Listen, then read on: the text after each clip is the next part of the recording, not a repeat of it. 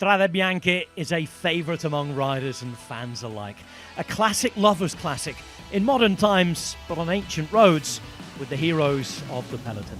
Grand Tour stars fighting it against classics riders. Over 213 kilometres nowadays. Another tweak to the course this year, an extra gravel sector. There are now 16 of the Strade Bianche, the white roads, totalling 82 kilometres off-road. Starting and finish in the Tuscan jewel of a city that is Siena. It's got the elevation of a mountain stage in a Grand Tour as well. This race often has everything. The breakaway, 10 riders strong, soon became 6. And after 6 minutes, movement in the peloton behind soon made it less than a minute. 80 kilometres to go, exactly where Pogacar had attacked the year before. Tadej Pogacar aiming to be the first man since Fabian Cancellara to win this on 3 occasions, and thus get a sector named after him. From the breakaway, you could see there was movement. Connor Swift anticipating this would soon happen. Not just Pogacar though, Tom Pidcock as well, attacking the race. The rainbow band shining brightly, but former winner Pidcock was with Pogacar all the way. Past the rest of the break they went, and at this point Connor Swift, the former British champion, was still just about ahead. Pogacar though, unable to ride away this time all alone. It was the technical section at the end of Monte Sante Maria where Connor Swift was back.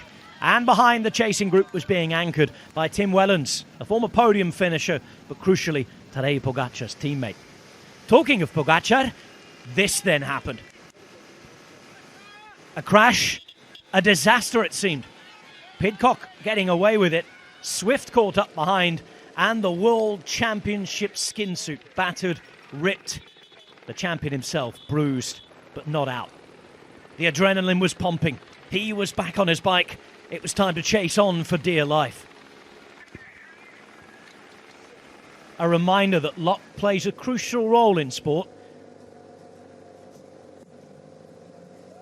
and that those ladders can soon turn to snakes.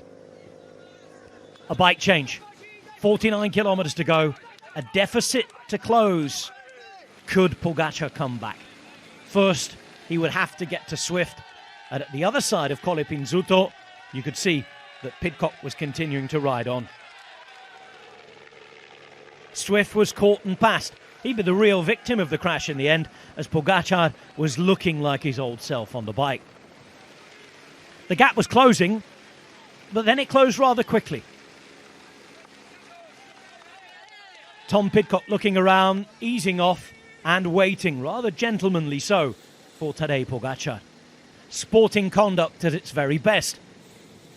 And soon at the front of the race, there will be a gap of over half a minute with Pogacar and Pidcock, winners of the last 3 of these races between them, fighting it out for the victory. The battle for the placings would rumble on behind. Pogacar and Pidcock thinking they had what it took to win. Healy would catch Swift, and he'd be dragging several other riders with him.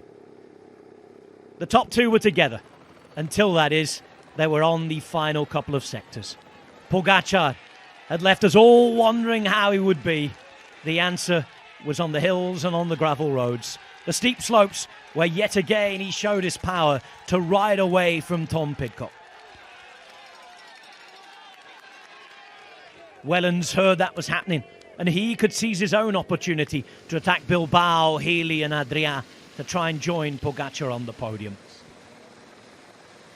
After a real heroic ride, it would be a hero's welcome.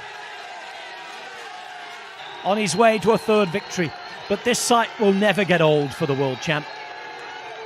He became the first male world champion to win in the rainbow stripes here. And Tadej Pogacar arrives in Siena, showing that he wins when he wants. And at this race, particularly today, he wins how he wants. For the 3rd time, Strade Bianche, yet again, belongs to the great Tadej Pogacar. An incredible ride. Congratulated by a team who he often leaves incredulous. They better believe it, because he did it again. Pidcock getting his own welcome in the Great Square in Siena. What a race from him. A huge step forward of a result for Q36.5 and an embrace between two great champions. And what about Tim Wellens? Not his first time on the podium here, but this time standing alongside the man who he helped to set up to win. UAE Team Emirates taking 15th win of the season and a 1-3 on the podium. Once again, though, it's all about Pogacar. He won his first stage race. He's now won his first one-day race of 2025. Pogacar, Pidcock, Wellens with Healy, Bilbao, the best of the rest. Kort, Vermeers, Valgren, Van Eertveld and Adria all rounding out the top 10, but separated by 5 minutes.